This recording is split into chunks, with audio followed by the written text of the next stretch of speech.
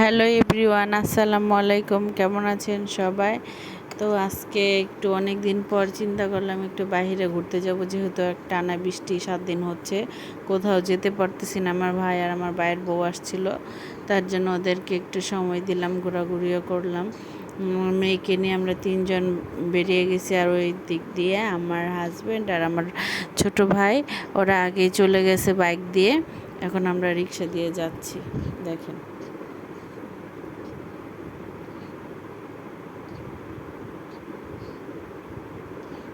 তো ওদের সঙ্গে দেখা হয়ে গেল, এখন ওরা রিক্সা ভাড়া দিয়ে দিছে। এখন আমার মেয়েকে দেখে কুলি নিয়ে নিছে। তো এখান দিয়ে আমি তো ব্লগ শুরু করে দিছি। সবাই বলতেছে যে এতদিন পরে ব্লগার আসছে ইনকাম করতে, এরকমটাই পচাচ্ছিল আমাকে। তো আমি তার জন্য হাসতেছিলাম। অনেক দিন পর, প্রায় আমি 1.5 বছর পরেও এই জায়গাটাতে গেছি, নদীর পাড়ে।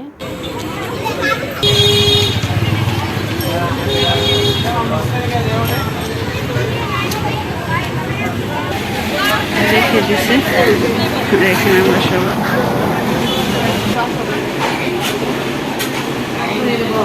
ব্লগার চলে আসছে। তার বসে পড়েছে। এখান দিয়ে যে একটা ফুচকা আমরা হালিম অর্ডার দিয়েছিলাম, তো হালিমটা এত বাজে ছিল আমরা একটুও খেতে পারি নাই।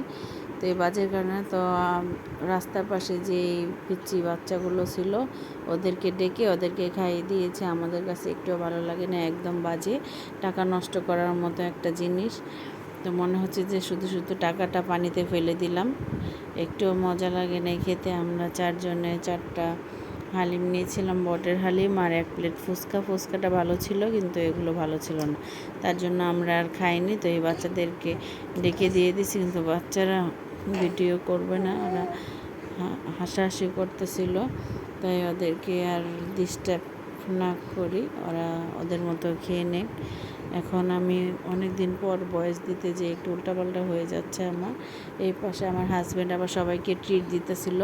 এখানে আমার ভাইকেও একটু চকবার আইসক্রিম দিছে, আর ভ্যানিলা আইসক্রিম আমার বোন আরও খাচ্ছে। নাজিবাকে পরে বাসায় গিয়ে কিনে দেবে, আর আমারটা আমি খাই নাই। আমার মেয়ে ঠান্ডা লাগবে, তার জন্য আমি আইসক্রিমটা খাই না। ঠান্ডা পানি কোনো কিছু আমি খাই না, আমার মেয়ের জন্য ছেড়ে দিছি এগুলো। আমি আমার মেয়ে এই পাশে ঘুমিয়ে গেছে, আমার মেয়েকে কোলে নিয়ে বক বক করতেছিলাম আর বলতে আসছিলাম যে তাড়াতাড়ি বাসায় যেতে হবে। আমার মেয়ে ঘুমিয়ে গেছে, এখন আর একটুও না। তো এখানে আর কোনো কিছু না খাওয়া দাওয়া করে আমরা বাসায় চলে যাই। বাসায় এসে সবাই মিলে মুড়ি ভর্তার প্ল্যান করি। তো এখান দিয়ে আমার ছোটো ভাই মুড়ি ভর্তার প্ল্যান করা হয়েছে, তার জন্য ও সব কিনে নিয়ে আসছে। ও আর আমার হাজব্যান্ড দুজনে মিলে এখন ওরা এগুলো বানাচ্ছিল।